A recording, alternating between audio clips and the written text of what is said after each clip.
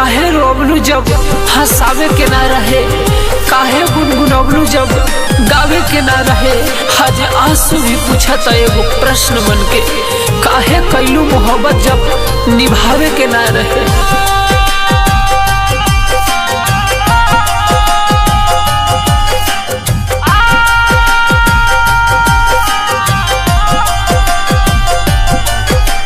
तोहरा सिवा केहू से अब प्यार न होई हो।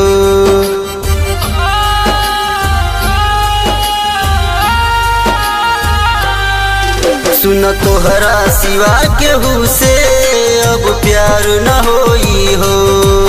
भले झीलेम घुट घुट के, भले झीलेम घुट घुट के, केहू यार न होई हो। तोहरा सिवा केहू से अब प्यार न होई हो। सुन तोहरा सिवा केहू से अब प्यार न होई हो। मिक्स बाय सहनी दिली। एक होके भी तू हमके भुला नहीं खु सकत, एक होके भी तू हमके भुला नहीं खु सकत। प्यार झूठा ही सही पर केहू के बता नहीं खु सकत। हम तोहरा के ऐसन जगह मिलब, हम तोहरा के ऐसन जगह मिलब जहाँ तू आ नहीं खु सकत, आ नहीं खु सकत। हम नाही दिहनी तोहके धोखा हो, खोजत रह तू ही खाली मौका हो। दिल के दर्द हम दिखाई कैसे, धर के करे जा मनाई कैसे। अब हद में रहे के बा, अब हद में रहे के बा, हद पार न होई हो। न तोहरा सिवा केहू से अब प्यार न होई हो।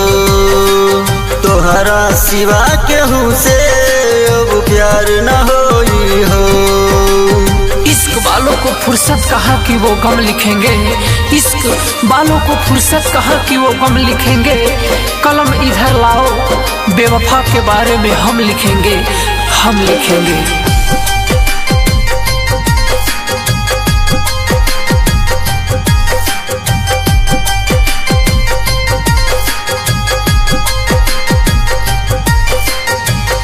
राजा बदलल चाहे रानी हो,